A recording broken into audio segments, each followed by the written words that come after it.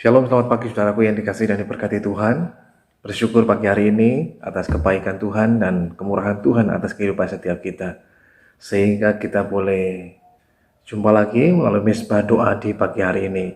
Mari pagi hari ini persiapkan hati dan seluruh kehidupan kita datang pada Tuhan di dalam hadirat-Nya, bersyukur dan memuliakan nama Tuhan yang hidup. Mari kita datang kepadanya. Mari kita naikkan pujian kita kepada Tuhan. Sebab ku hidup karena percaya, Engkau yang berjanji Tuhan yang setia. Ku hidup karena percaya, Kau yang berjanji setia. Pengharapanku selalu ada di dalam-Mu. Ku tidak akan menyerah, ku tidak akan menyerah, meski dalam kesesakan.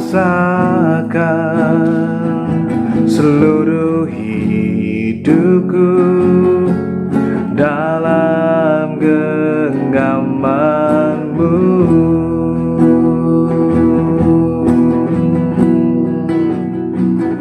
Aku punya Tuhan yang besar, yang telah berjanji dan sanggup menggenapi.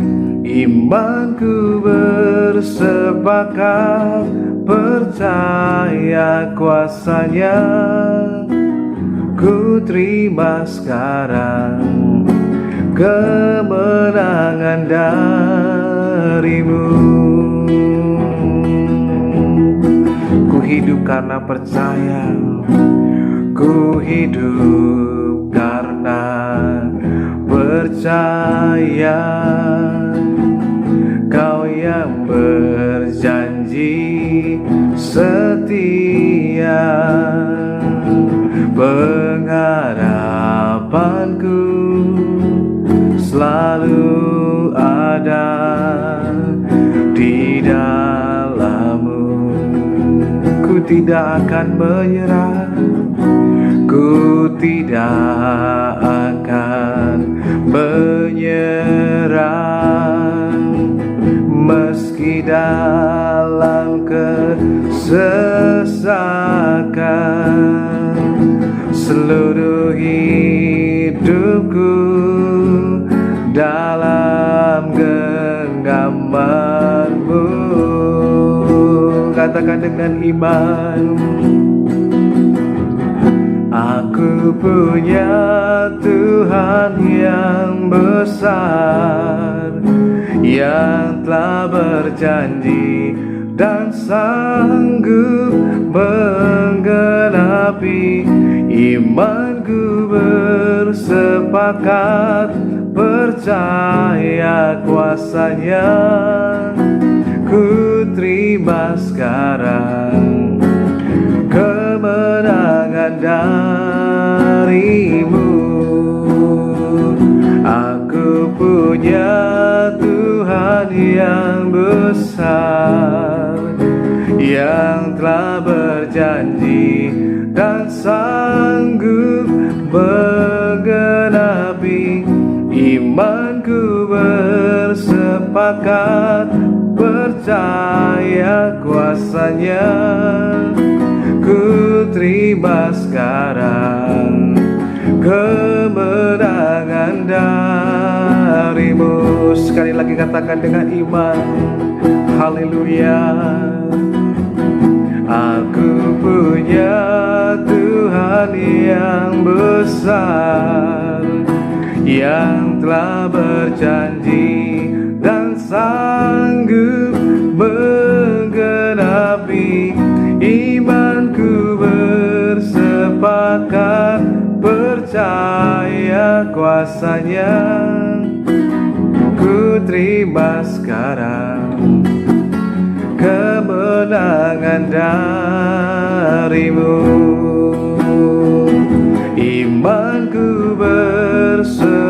sepakat percaya kuasa-Nya.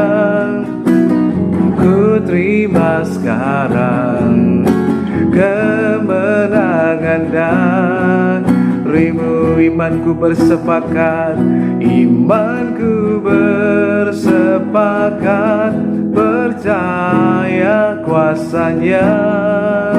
Ku terima sekarang kemenangan darimu.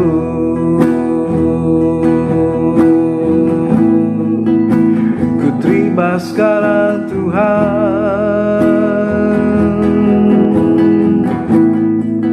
kemenangan yang dari-Mu. Betapa ku bersyukur menyembah-Mu, memuji-Mu.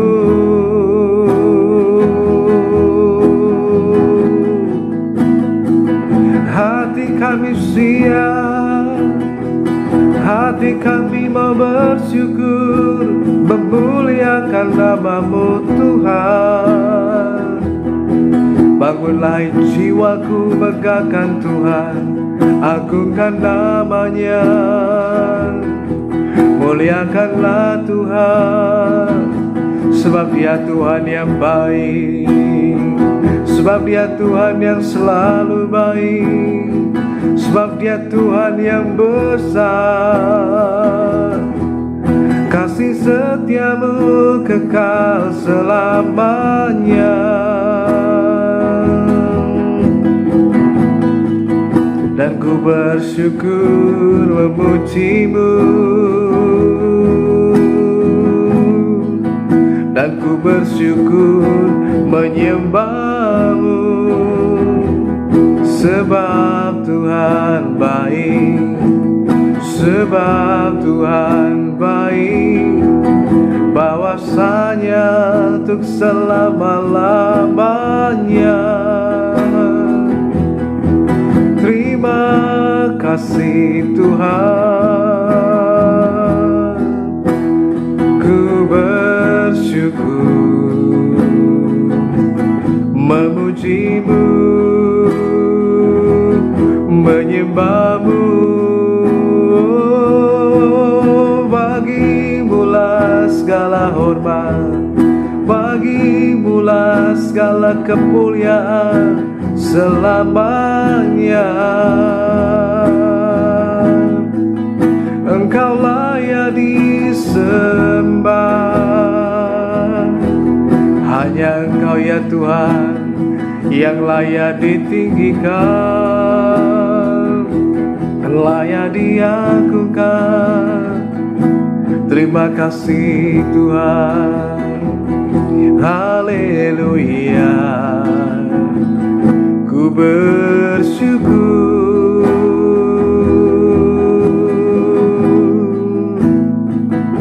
memuji-Mu, menyembah-Mu. Terima kasih Tuhan, haleluya. Terima kasih Tuhan, sungguh ku bersyukur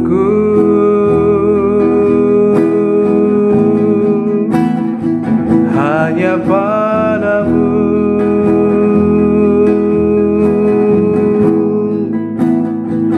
Terima kasih ya Roh Kudus,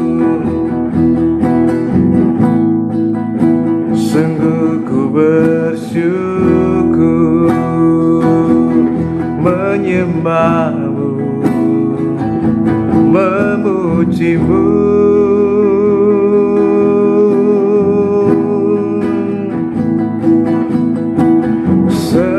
Sepasti mentari bersinar, begitu pun janji-Mu. Dalam segala perkara Engkau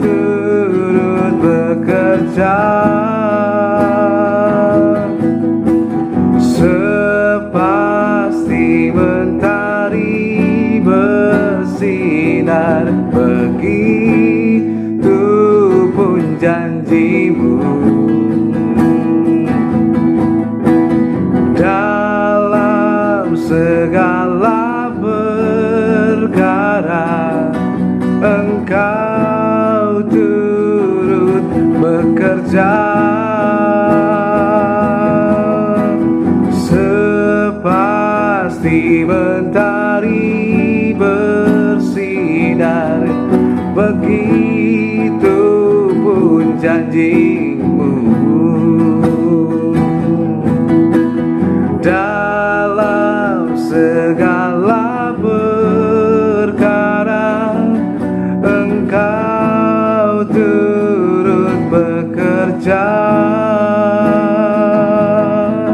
Haleluya. Di dalam segala perkara Engkau turut bekerja, mendatangkan kebaikan, mendatangkan kebaikan bagi yang percaya. Ku bersyukur sebab besar kasih-Mu Tuhan, besar setiamu Bapa, selalu baru tiap pagi rahmat-Mu Tuhan. Sungguh ku bersyukur, sungguh ku bersyukur. Mari naikkan pujian kepada-Nya, agungkan Tuhan, tinggikan nama-Nya, agungkanlah Dia. Oh, dan jiwaku memuji nama-Mu, ku angkat hati dan suara mengagungkan Engkau, Raja di atas segala raja. Sebab tiada yang seperti-Mu Tuhan, tiada yang seperti-Mu Tuhan. Engkau ajaib, janji-Mu ya dan amin. Ku percaya, ku bersyukur kepada-Mu.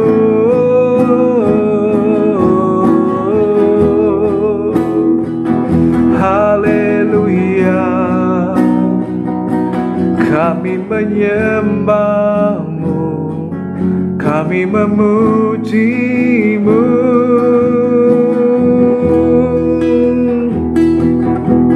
Terima kasih Tuhan.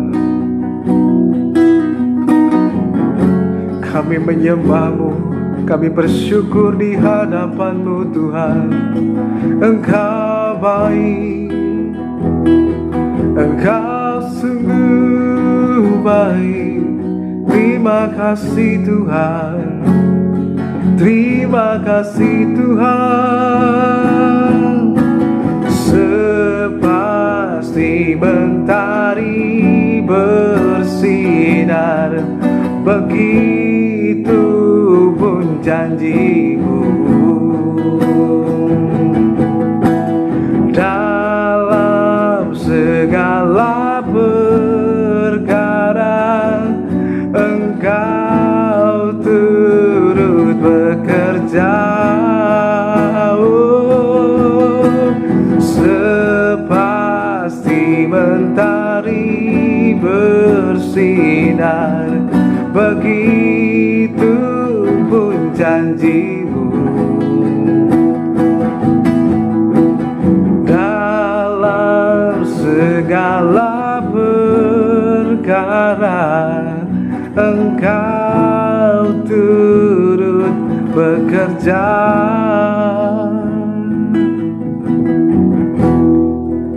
Sebab demikianlah seperti halnya fajar di pagi hari yang tidak pernah terlambat untuk bersinar.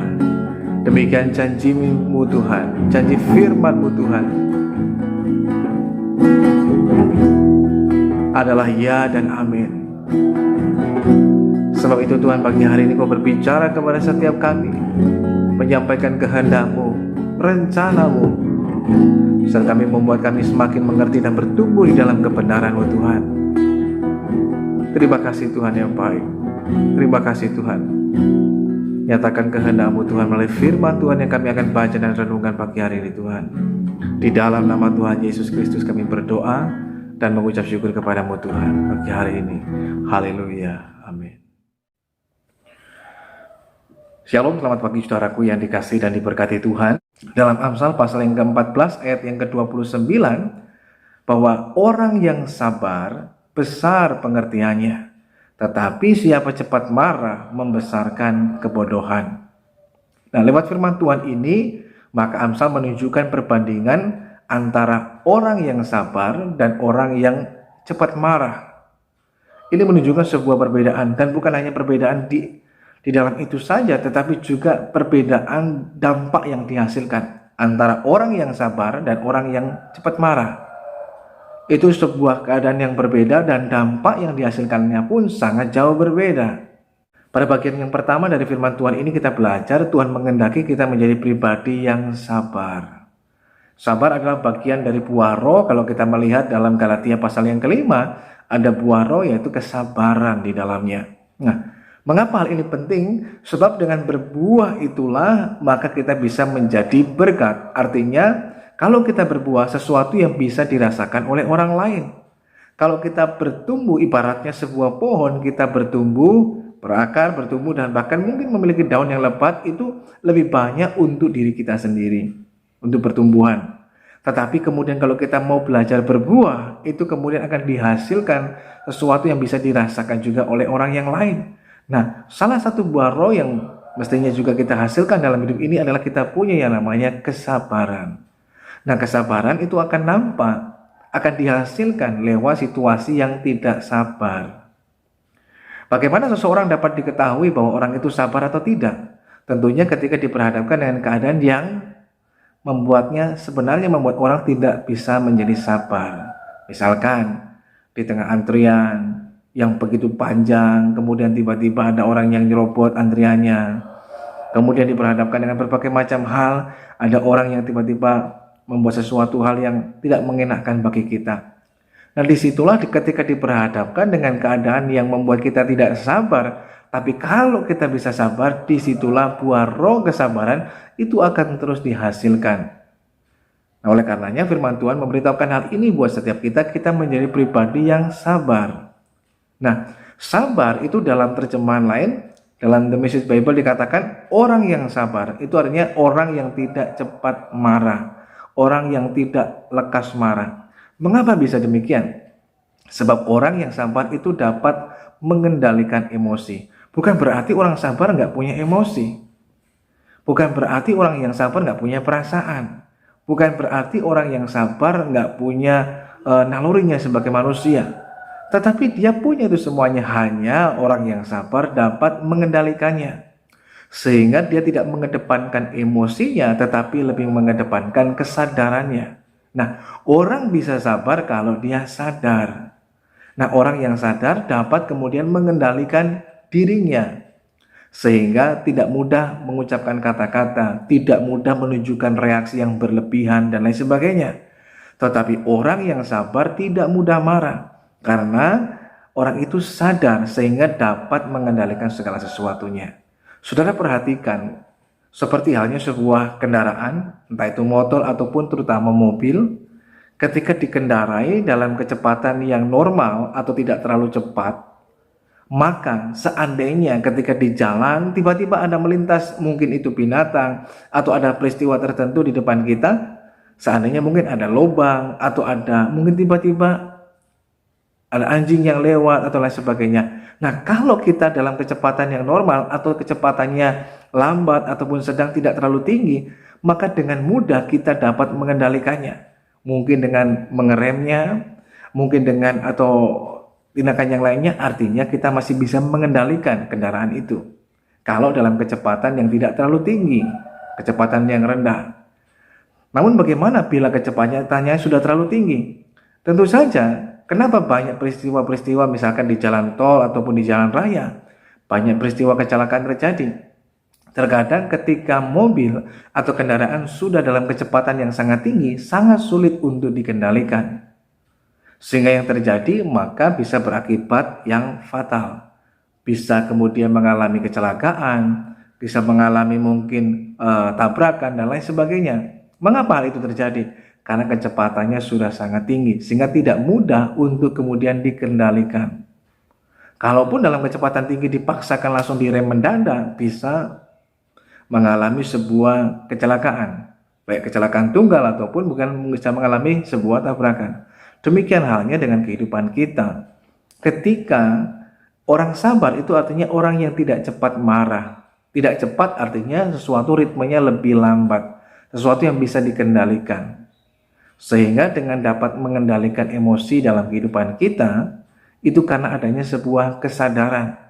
Kesadaran itu artinya kita punya pengertian yang besar. Nah, firman Tuhan mengatakan orang yang sabar besar pengertiannya. Mengapa orang bisa sabar? Karena dapat mengendalikan emosinya sehingga tidak cepat marah. Mengapa orang bisa sabar? Karena besar pengertiannya. Sehingga di dalam dirinya dia bukan menjadi orang yang reaktif. Sekalipun mungkin dia mengalami sesuatu, mungkin perlakuan, sikap, ataupun mendengar ucapan yang menyakitkan hati atau tidak mengenakkan hati dan lain sebagainya, terjadi gesekan antara satu dengan yang lainnya, maka orang tersebut tidak cepat bereaksi. Namun yang dikedepankan adalah bagaimana pengertiannya lebih dulu. Misalkan ada gesekan dengan rekan sekerjanya, tiba-tiba mengalami gesekan dan lain sebagainya, maka orang yang sabar tidak lekas marah. Artinya dia punya pengertian yang besar, dia bisa bersabar, dia juga belajar mengerti situasi keadaan orang lain dan lain sebagainya. Itu orang yang sabar karena besar pengertiannya. Artinya dia bukan hanya mengerti tentang dirinya sendiri, tapi juga dia mau mengerti kehidupan orang lain. Orang yang sabar bukan hanya mau dimengerti, tapi juga mau mengerti. Orang yang sabar bukan hanya mau didengar, tapi juga dia mau mendengar orang lain. Sehingga tidak buru-buru, tidak lekas-lekas marah. Ada satu lagu sekolah minggu yang menunjukkan lagu yang sangat sabar. Kalau lagu-lagu rohani yang dewasa, kita seringkali mendengar bagaimana lagunya lebih cenderung lagu yang seperti halnya kalau boleh dikatakan melankolis, terlalu menyentuh perasaan. Kalau lagu-lagu rohani yang dewasa, sehingga kemudian orang cepat tersentuh perasaannya, hatinya, dan kemudian bisa menangis ketika menghadapi situasi keadaan, kesulitan, baik itu mungkin di dalam keluarga, dalam usaha pekerjaan, kesehatan, dan lain sebagainya. Tetapi ada lagu yang istimewa, sebenarnya ini perlu terus dikembangkan sampai kita menjadi dewasa. Mengapa demikian? Karena lagu ini menunjukkan lagu orang yang sangat sabar. Lagu sekolah minggu mengatakan, ku tetap tersenyum. Dalam suka duka, ku kan tetap tersenyum. Mau diejek, diolok, direndahkan, dan lain sebagainya, ku kan tetap tersenyum. Mengapa? Dalam endingnya dikatakan, karena ku tahu Tuhanku Yesus sertaku. Sehingga apapun yang terjadi, aku akan tetap tersenyum. Sungguh lagu yang sederhana, tetapi memiliki sebuah arti yang sangat mendalam. Sehingga menunjukkan bahwa ternyata kelihatannya lagu anak-anak kecil, lagu sekolah minggu, tetapi memiliki sebuah dampak yang sangat kuat dan sangat besar. Sehingga dalam keadaan apapun ku kan tetap tersenyum. Mengapa? Karena ada Tuhan yang menyertai. Nah, dalam kehidupan setiap kita perlu juga belajar untuk bisa sabar. Nah, bagaimana kita bisa sabar? Sabar itu artinya kita belajar mengendalikan emosi dalam diri kita. Memang bukan perkara mudah, tapi bisa dikerjakan bila kita mau. Bagaimana mengendalikan emosi? Tentu saja dalam surat Yakobus mengatakan bahwa setiap kita, bagaimana kita mengendalikan emosi? Setiap orang biarlah cepat untuk mendengar, lambat untuk berkata-kata, dan lebih lambat lagi untuk marah. Jadi mana yang lebih harus kita dengar? Lebih dulu cepat untuk mendengar. Mendengar apa? Mendengar firman Tuhan. Nah, dalam kehidupan kita ada banyak orang yang juga kemudian boleh diibaratkan atau dikatakan sebagai istilah orang yang telinganya tipis. mudah sekali percaya segala sesuatu yang didengarnya. Sehingga orang yang model begini mudah marah, mudah bereaksi. Ada orang yang datang ngomong, oh orang itu mengatakan katanya kamu begini. Terutama hal-hal yang negatif yang ditujukan kepada kita. Walaupun mungkin kebenarannya tidak demikian, tapi karena kita hanya dengar kata orang, maka kita dengan mudahnya menerimanya dan kemudian kita meledak, meluapkan emosi kita. Nah, itu adalah cara yang keliru. Tapi kita belajar dalam kehidupan kita bukan hanya sekedar dengar kata orang. Ketika surat Yakobus mengatakan cepat untuk mendengar, konteksnya adalah cepat mendengarkan firman Tuhan. Sekalipun mungkin kita dengar kata orang itu ngomong kepada kita hal-hal yang negatif. Oh, tetangga sana bicarain kamu, temanmu di belakang membicarakan kejelekan kamu dan lain sebagainya. Nah, sekalipun kita mendengar berita-berita yang demikian, yang bisa saja dalam tanda kutip mengkompor-kompori kita, memanas-manasi hati kita, tetapi kita perlu juga belajar lebih utama mengarahkan telinga kita untuk mendengarkan apa? Firman Tuhan. Maka dengan mendengarkan firman Tuhan akan membuat kita kemudian dapat berpikir dengan jernih, bertindak dengan tepat, dan mengambil keputusan dengan bijak dalam hidup ini. Sehingga kita dapat menjadi orang yang dapat sabar. Sabar dalam menghadapi situasi yang sulit, tapi juga sabar dalam menghadapi orang yang sulit. Itu bisa dilakukan bila kita belajar untuk mau cepat untuk dengar, lambat. Jangan cepat-cepat ngomong dulu, bereaksi. Apalagi marah, jangan. Lebih lambat lagi untuk marah. Tapi yang mesti kita kedepankan adalah lebih banyak mendengar, terutama mendengarkan firman Tuhan. Sehingga firman Tuhan akan menyelamatkan kita dari hal yang tidak perlu untuk kita alami, menyelamatkan kita, menghindarkan kita dari dosa, dari sesuatu yang akan kita sesali di belakang hari. Itu sebabnya kita perlu belajar untuk bersabar. Dengan bersabar kita bagaimana belajar untuk mau mengendalikan diri kita. Dengan belajar mengendalikan diri itulah memunculkan buah roh kesabaran di dalam diri kita. Setiap kita dapat melakukannya. Mungkin setiap kita mungkin berkata, enak sekali ngomongnya Pak, kelihatannya gampang, tapi mempraktekannya kan tidak semudah itu. Memang benar demikian, tapi kita perlu belajar. Dengan belajarlah menjadikan kita menjadi bisa. Yang tidak bisa menjadi bisa lewat belajar. Belajar untuk apa? Melakukannya. Karena itu ketika terjadi hal demikian, sebagai contoh, sabar itu artinya kita dapat untuk menghadapi situasi yang sulit, tapi juga orang yang sulit. Situasi yang sulit contohnya ketika kita mungkin menghadapi tekanan dalam hidup. Tekanan hidup begitu luar biasa, terkadang membuat kita bisa menjadi nggak sabar. Baik tekanan hidup di tengah keluarga, tekanan ekonomi, dan lain sebagainya. Tekanan pekerjaan. Terkadang kenapa orang tiba-tiba bisa cepat marah? Kadang-kadang karena tekanan pekerjaan. Sudah capek bekerja, capek berpikir, tekanan pekerjaan, datang di rumah, anak nggak tahu apa-apa, tiba-tiba dimarahi. Istri nggak tahu apa-apa, tiba-tiba dimarahi. Dan lain sebagainya. Mengapa demikian? Karena ada banyak tekanan yang menekan di dalam hati dan batin kita. Dalam pikiran kita. Mungkin tekanan pekerjaan, tekanan hidup, tekanan ekonomi, dan lain sebagainya. Membuat orang lekas marah. Tapi firman Tuhan mengajarkan sabar itu membuat kita dapat kemudian bisa menghadapi situasi keadaan yang sulit dalam hidup ini. Termasuk ketika berhadapan dengan situasi keadaan yang demikian. Apalagi menghadapi orang yang sulit. Contohnya ketika misalkan kita sudah datang ke sebuah tempat, kita antri ikut antrian. Cukup lama kita bersabar antri dari satu nomor ke nomor yang lain. Antri begitu panjang, tiba-tiba ada orang yang nyerobot antrian. Dia nggak mau tahu, dia kemudian tiba-tiba nyerobot antrian, apalagi kalau dengan mengistilahkan memakai orang dalam. Sehingga apa yang terjadi, itu membuat batin kita jadi bergejolak, inginnya marah, inginnya komplain, dan lain sebagainya. Tapi bagaimana dalam kehidupan kita belajar juga untuk menghadapi orang dengan sabar. Sabar itu belajar paling utama dari Tuhan. Bagaimana Tuhan juga sabar dengan saudara dan saya. Istimewa kesabaran itu belajar daripada Tuhan. Bagaimana Tuhan sabar Kalau Tuhan nggak sabar, wah kita semua sudah binasa. Tapi karena kebesaran kasih Tuhan, kasih itu membuat orang kemudian bisa menjadi sabar. Sekalipun dengan orang yang menjengkelkan, orang yang sulit. Tapi dengan adanya kasih membuat kita dapat sabar menghadapi situasi yang sulit, tapi juga orang yang sulit. Sabar. Sabar bisa terjadi kalau kita tahu bahwa Tuhan menyertai kita, kita dapat melewati masa-masa yang sukar dengan tetap sabar. Karena kita tahu Tuhan besertaku. Kita dapat sabar menghadapi orang yang sulit bila kita tahu di dalam kehidupan kita, kita punya kasih. Kasih akan membuat kita sabar menghadapi orang yang sulit. Iman akan membuat kita sabar menghadapi situasi yang sulit. Itu sebabnya dalam hidup kita mesti punya iman, ada pengharapan, tapi juga ada kasih.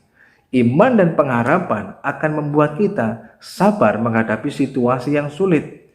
Kasih akan membuat kita sabar menghadapi orang yang sulit. Dengan demikian akan menghasilkan sebuah buah roh yang baik, kesabaran dalam hidup kita. Kita menjadi orang yang responsif, bukan yang reaktif. Sehingga kita mudah sebelum memutuskan segala sesuatunya dengan pemikiran, terutama pertimbangan kebenaran firman Tuhan. Bagian yang kedua dari firman Tuhan ini memberitahukan kepada setiap kita.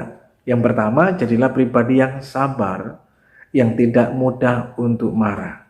Yang kedua, firman Tuhan mengatakan, tapi siapa cepat marah, membesarkan kebodohan.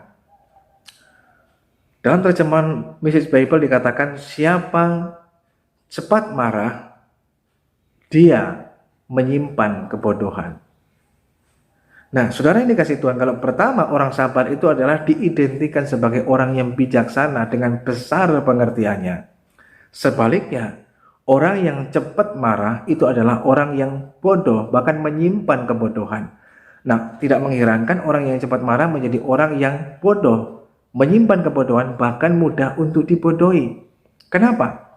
Sebab orang yang cepat marah itu mudah sekali menerima segala sesuatu. Nah, orang yang mudah menerima segala sesuatu, mudah sekali dalam tanda kutip dikatakan orang seperti yang mudah dibodoh-bodohi. Contohnya ada orang ngomong apa saja, kita langsung terima, kita langsung marah, langsung bereaksi. Padahal mungkin fakta kebenarannya tidak demikian.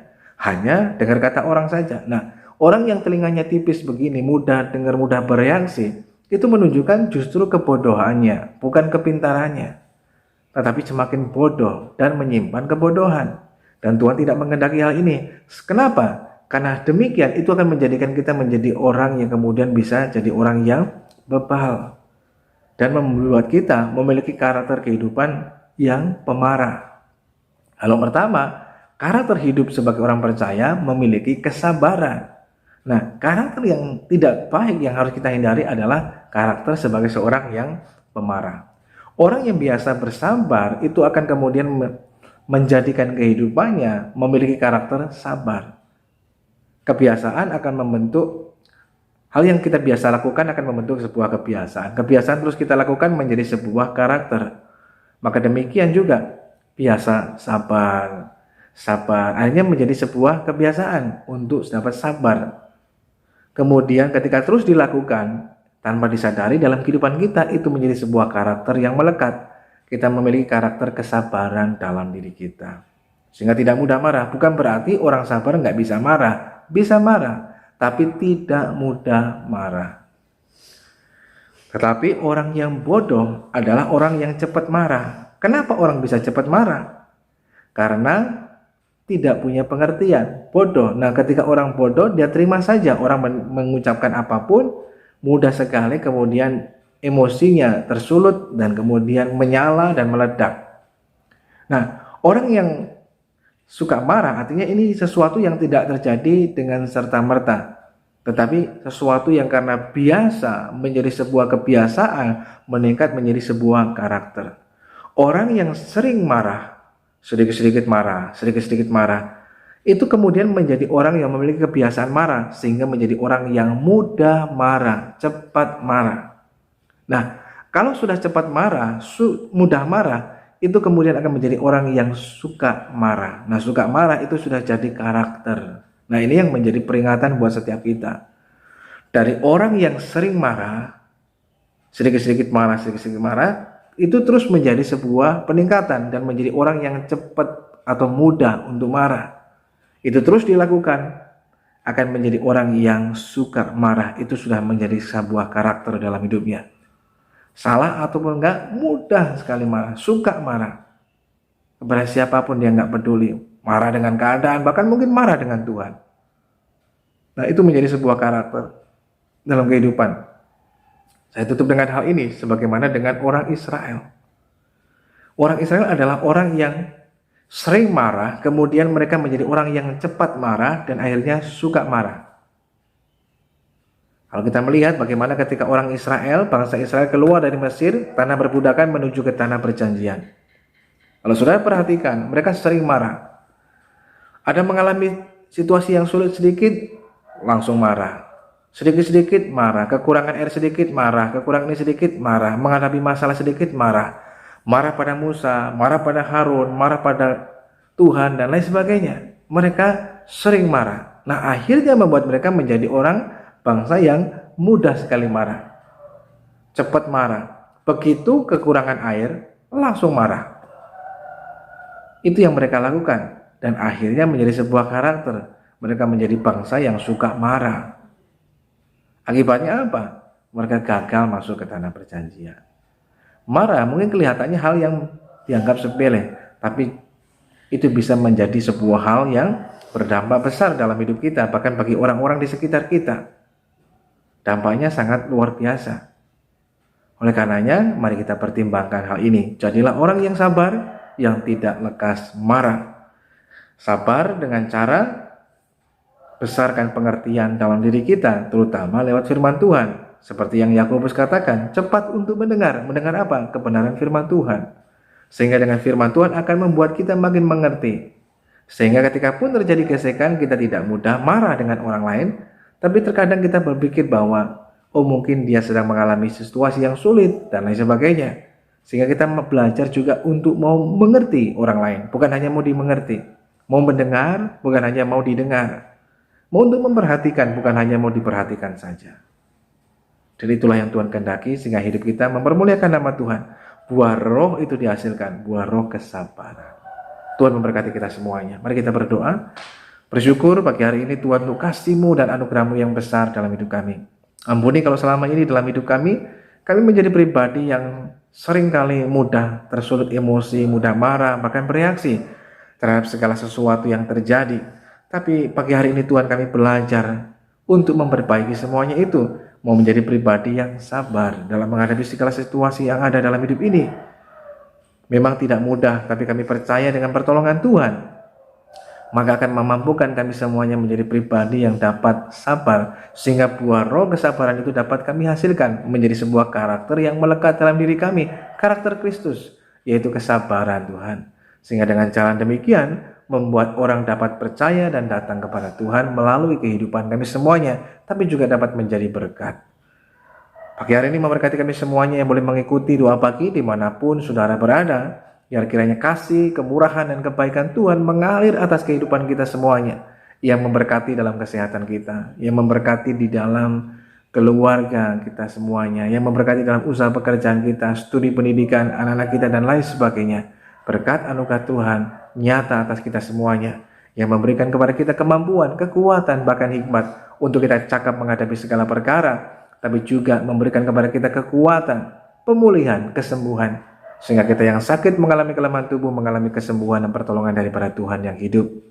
Menyerahkan kehidupan kami sepanjang hari ini dalam tangan Tuhan. Tuhan memberkati apa yang kami kerjakan, kami lakukan, biar anugerah-Mu Tuhan berlimpah atas kami semuanya. Kami mengalami penyertaan-Mu, pemeliharaanmu di dalam kehidupan setiap kami. Saudaraku yang dikasihi Tuhan, pagi hari ini mari arahkan hidup kita pada Tuhan dan terimalah berkat Tuhan. Bila kiranya pagi hari ini turunlah atas saudara sekalian berkat damai sejahtera dari Allah Bapa, kasih karunia dari Yesus Kristus Tuhan, persekutuan pertolongan Roh Kudus akan terus menolong, menyertai, dan memberkati kita semuanya. Tuhan memberkati engkau dan melindungi engkau. Tuhan menyinari engkau dengan wajahnya dan memberikan engkau kasih karunia. Tuhan menghadapkan wajahnya kepadamu dan memberikan engkau damai sejahteranya. Terimalah berkat Tuhan hanya dalam nama Tuhan Yesus Kristus, Tuhan dan Juru Selamat kita yang hidup. Mulai pagi hari ini, bahkan Maranatha, Tuhan datang pada kali yang kedua menjemput kita ke gerejanya. Dalam nama Tuhan Yesus Kristus, haleluya, amin. Selamat pagi, selamat aktivitas. Tuhan Yesus memberkati kita semuanya.